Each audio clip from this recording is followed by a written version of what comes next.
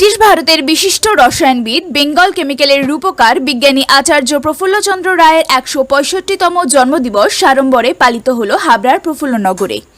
২রা আগস্ট আচার্য প্রফুল্লচন্দ্র সমবায় উপনিবেশ লিমিটেড আয়োজিত এই মহতী অনুষ্ঠানে বহু শিশুসহ অগণিত মানুষ সাগ্রহে অংশগ্রহণ করেন।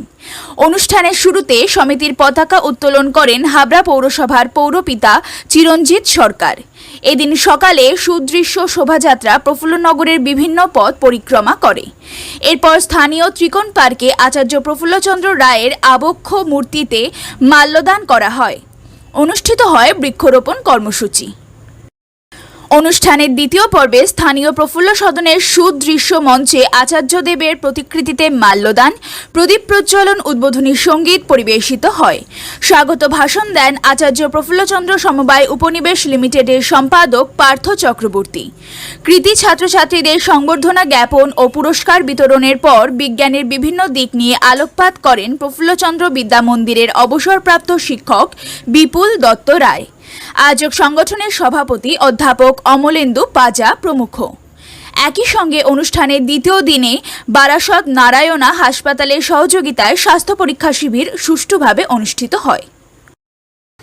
একসময় ব্রাহ্মণ্যবাদী চিন্তাভাবনা থেকে এটা ওনারই অবজারভেশন যে এই কোনো বস্তু নিয়ে কাজ করা বা কোনো মেটাল নিয়ে কাজ করা এগুলো ইন্টেলেকচুয়ালদের কাজ নয়, এগুলো তথাকথিত নিচুজাতদের কাজ।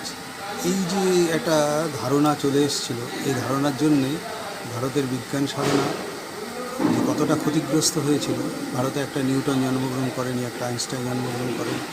অন্য চিন্তা ভাবনা পিছনে যে তিনি লোকাল এন্টারপ্রিনিয়রদের উৎসাহ দেওয়ার জন্য ওটা করেছিলেন, নট দ্যাট।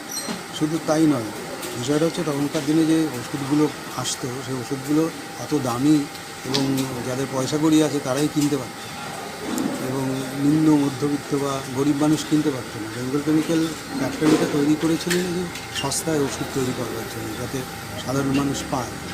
হ্যাঁ, এইটাই তার কিন্তু মূল উদ্দেশ্য ছিল। আমার নাম বিপুল দত্ত রায়, আমি প্রফুল্লনগর বিদ্যা মন্দিরের ইংরেজি প্রাক্তন শিক্ষক।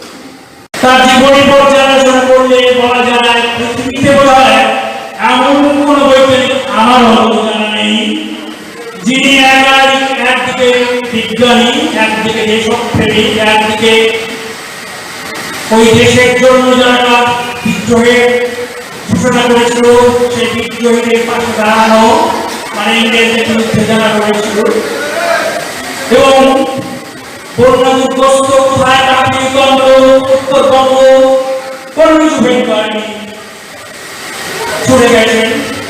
যিনি শিক্ষার্থী প্রাণ ছিলেন, বিয়ে করেননি, 10-12 ছেলেকে সবসময় পড়াতেন, তাদের নিয়ে থাকতেন, তাদের বিভিন্ন বিষয়ে শিক্ষা দিতেন।